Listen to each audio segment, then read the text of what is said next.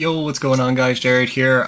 Today I just got top 8 at the Remote Duel Regional. I just finished. I am very tired. It was 7 rounds, and I ended up being 7th place at the end of it, playing the Chimera Runic deck with a little changes, so there's like a little branded in there now.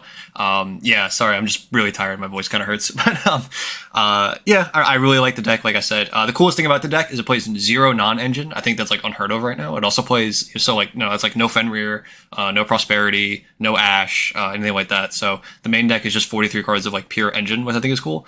Yeah, so just something to keep in mind. I don't know. I've been like preaching about this deck like for so long and how much I love it, and it's really, really fun. And I've broken so many boards with it going second. Built crazy boards going first. This deck has a lot of interactions and a lot of thinking. And yeah, I don't know. Just, I really like it. I hope you guys like it too if you try it. It's really, really fun. So yeah, I'm just gonna jump into the deck profile.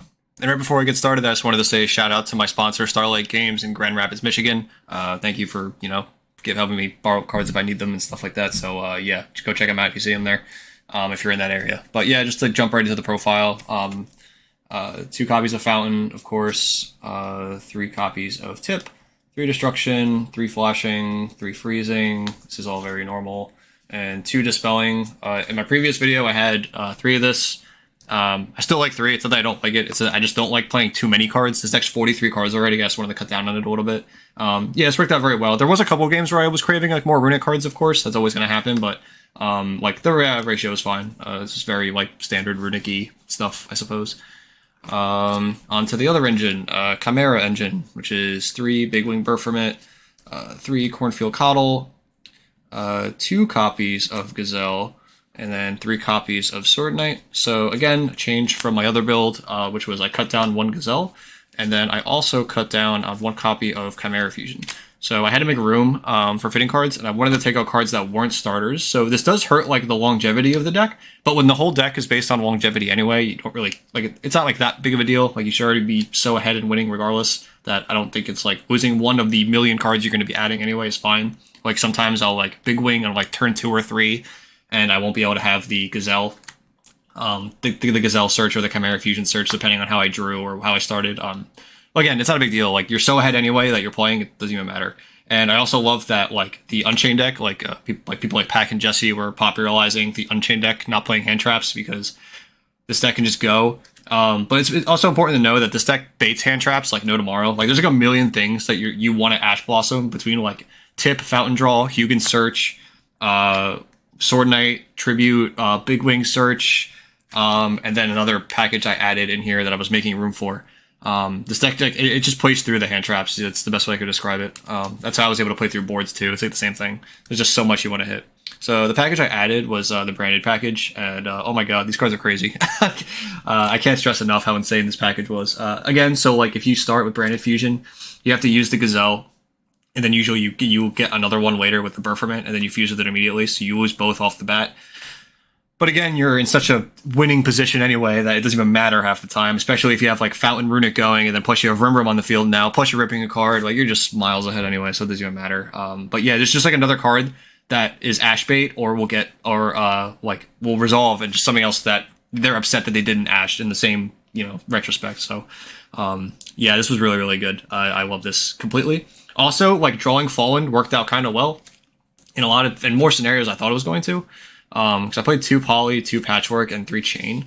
This is like the best discard in the deck for Hugin and Fallen, I guess. So you just be able to get like more cards and value. But I also cut down 1 Patchwork because you want to search it off this actually more often than not to make it because there's no point if you have like both of these in your hand and then you like discard this for Hugin. You get another copy of this, doesn't add anything. So I wanted to like reduce the odds of that happening a little bit. So I think like 5 of these is fine. It just makes you like draw 1 rather than multiple. And you only need to resolve this like once, maybe twice, if that. You can always recycle Polys back. Oh, this is another thing. This is also more fusion cards for Magnum the Reliever, which is important. Like it actually can end on a pop with Magnum now, rather than it not being. Discarding this with Hugin going into Magnum is also really important. The Patchwork in these 2. Yeah, like going into Guardian Chimera is insane. Oh, and then like what I was saying, drawing Fallen. There's like 2 or 3 times where I like just had this and Poly. And because Runic is just so easy, like I just have a Hugin sitting there half the time.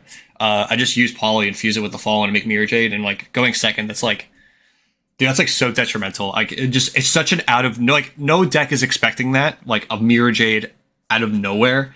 And yeah, so like, every time you draw Fallen, if you have access to this engine, it's just like, it's really good. It's really, really good. Just be careful, you cannot use Chimera Fusion to do that. You have to use Poly in that scenario. But if you have like, if you're using like Jerry and Albaz, then you can do it. So, I mean, it's just like, again, just something cool to keep in mind. Because you need to have a beast for Chimera Fusion. So yeah, that's it for the main deck. It was 43 cards. Like I said, no non-engine. Like it just, again, it's insane. You just don't need, like the Runic being what it is, you just don't need non-engine. The best way I can describe it. I don't know. The Runic cards are absurd. I make so many videos on them about how absurd they are. Yeah, but again, it's just hard to play, like sequencing and stuff like that. For the extra deck, 2 and 2. That's like the Chimera Fusion stuff. I cut this down too. Again, I have to make room for branded stuff, so I cut one of these down. These never need the third anyway. Guardian Chimera is like still fine. I know like a lot of people take this out for, or well, not like this, but the Poly and Chain and stuff against like Unchain. But like it's not like the worst in some scenarios, like going Guardian Chimera. I know it's like going second, it's like bad. But going first, it's not too bad because you can like pop the blue dog, or you can pop like back rows that you know are not Unchained cards. Like cards that they set in the end phase will more than likely not be Unchained cards. Like I popped Imperm, I popped a Callby, I think. Yeah, just like, yeah, it's just hard to explain. I don't know. Like there's just value. There is cards that hit. Oh, like Tour Guide's another card I hit to like just take Fiends off the field. A Fenrir I hit. So it's not like useless against Unchained as like I think a lot of people give it credit for. Then for the Runics, 2 Hugin, 2 Jerry, 1 Moonin, and 1 Sleipnir. Oh, I'm sorry. I said 2 Jerry, I just didn't put the second one out. Oh, there he is. Yeah. Sorry, I guess I'm really tired. Yeah, this engine was perfect. I actually wouldn't change any of these. Sleipnir was crazy today. Just came up so many times, and the token was relevant. Like 2 matches, the token was relevant. Please do not forget that. This card is so good. I used to make you summon this, get the token. Like when they do something, especially against tier, when they're like searching on your turn now, like you have to remember you can like summon this, get a token on their turn, have to hit like Solic or Scream. Then like you can use the Sleipnir to banish the Rhino Heart that they brought back from the graveyard, and it gets banished forever. Then you can use the token for Guardian Chimera. Like, oh my god, it's like so good. I just can't stress that enough. Sorry. Kind of like popped off there. I actually never went into time and had a chance to use this, so this like never came up really. I think I summoned it once for like Cosmic Protection specifically. It was just like if they had it. Yeah, that's about it for that. And then for the new package, the branded package, 1 Rebellion, 1 Mirror Jade, 1 Rimbrum. Yeah, this card's just crazy. I don't know. Like ending on a Rimbrum is nuts. This card is just it does so much. And then like later in the game with like a Runic card, you can do some like cute stuff with this because you can negate your own stuff, like as we all know with Mirror Jade for the branded deck. So you could also like use a Runic spell to like summon like a Jerry to like trigger to force this to bounce a card. If you really, really need to. You could also do it at like the end phase with Moonin. Yeah, I don't know. It's just like you can like end phase it with Moonin, or you can draw phase it with Sleipnir. So like they both kind of like come up. So it's cool. This card is so good. But Mirror Jade is nuts. It does so much. Like I always say, like not dying in this deck is so important. And then when you're not dying with a Mirror Jade, it's amazing because you're clearing the board in the end phase too. You just get so much value off of it, and it makes your opponent play so awkward and like bad half the time. And it's like playing awkward and bad against a Runic deck with like Chimera engine flowing is, god, it's just bad. Like I don't know. I mean, you're just gonna get punished like really, really hard. And then Rebellion. Rebellion came up at the very end of the tournament to make the Mirror Jades. Like you don't always go for Rimbrum if you already have the Chimera engine going. You don't have to make Rimbrum. You can just do this instead. And it also like lets your other branded fusions be alive later, which is cool. Yeah, like this engine was just really good. I had no complaints about it. I really, really liked it. I would not cut it. And then for the last 2 like generic cards was Magnum and Stapelia. Both these cards came up again, amazing against Spright. Stapelia is just game. Like this guy's just game with Spright. It's over. Just punishes the deck so hard. But yeah, I made it against that. I think I made it against tier 2. Like it's just not bad. It's fine. Magnum again, draw card and interruptions, and then plus you have the extra fusion spells now. Also comes up like. Yeah, Magnum's nuts. That's just really it. Like being able to turn your Hugin and Edge Chain off of discarding a chain into a draw card in a Runic deck is crazy. Like you didn't really commit anything, and it punishes like Ash Blossoms and stuff sometimes too. It's so much. Or like Veilers and stuff. Like the fact that you can just keep going, you didn't really commit anything is nuts. Okay, side deck for going first. 3 Kickaboo. I think if your deck can play this deck. Play this card. You should play this card because this card's broken right now. The top decks all lose to it. Pearly, Unchained are the 2 big ones in Dragons, so they all get affected by this somehow.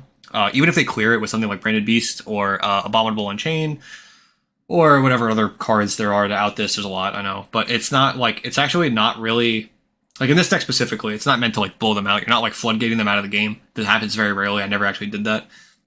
You're just doing it to make them play awkward. Like against Unchained, even going second, this deck was fine. This card was fine. I could like, they did like a starting play where they went into Griffin Caesar and Trap card. So, and Muckraker, but they didn't have like an Unchained, and they had no cards in hand. So I was able to just like set this and then like summon Jerry in defense, and then just like flip this in the draw phase, and it just like was enough. And then like time was approaching, so we ended up drawing. But you know, this card is just like being able to it slows down the game. It's the best way I can describe it. I don't know. I'm talking too much about this card. It's a floodgate. I don't know what I'm talking about it. D barrier for the other card going first. Again, it's just a blowout. I'm not going to talk about it. Going second, I think evenly was like a good choice today. I think just a lot of decks weren't prepared for it. I played against Rescue Ace, Unchained, tier decks. I don't know. A lot of decks just aren't ending on like Omni Negates right now. I know the tier deck can with like Baron and Crime.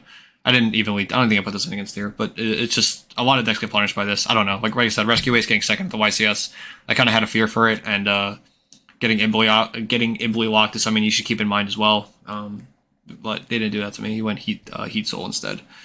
3 Kaijus. I think Kaijus are also really good right now. Again, against like all the top decks, really good. Outs the Caesar, outs the Pearly. Just good. Just really, really good right now. Covers multiple matchups. I think it's just like good enough. Like I said, you don't have to do like this big blowout card in this deck. Like I know I'm playing evenly, I'm saying that, but I just think it was good right now. I think it was a meta call. But yeah, the Kaiju, like just generically good right now. I think Kaijus are like very solid. Also, this card being a Fiend, you confuse with it for Chimera. Can come up, like I said, this plus any Runic plus Chimera fusion can randomly go into this because they know Runics are beasts, and you know there's synergy there. It's weird, I know, but it works. And then the last card is Talents for going second. This card was so hit or miss today. It was either like insane or like nothing, or I lost because of it. So I don't know. Every time I play this card, I hate it. I actually hate that like Jesse and Pac do so well with 3 of this and 3 thrusts, because I am a player. I'm sure there's players out there that can relate to this who they play this card in like 2 or 1 and they're still bricking on it and they can't play. I just don't understand it. But yeah, like it came up more today at the end of the tournament. I did, like I said, I lost 1 or 2 games because of it, but then I also won like 2 or 3 games because of it. So I don't know. It's just hit or miss, but yeah, I don't know. It was cool. I like the deck. Side deck could probably change, to be honest. I don't know if I'd keep playing evenly. It's probably just better cards. I'm just kind of like got lazy and threw them in at the end, but I think that it's like meta call wise, there's a lot of decks that just get punished by it. Also in new format, I just fear like back row decks because I feel like people always gravitate towards like Eldritch and Labyrinth and stuff, so it just punishes those too. So just nice to have. Yeah, so that's the deck. Like I said, no non-engine. I think that's something very unique about this deck, and hope you guys enjoyed, and please subscribe if you did. Alright, I'll see you in the next video. Bye guys.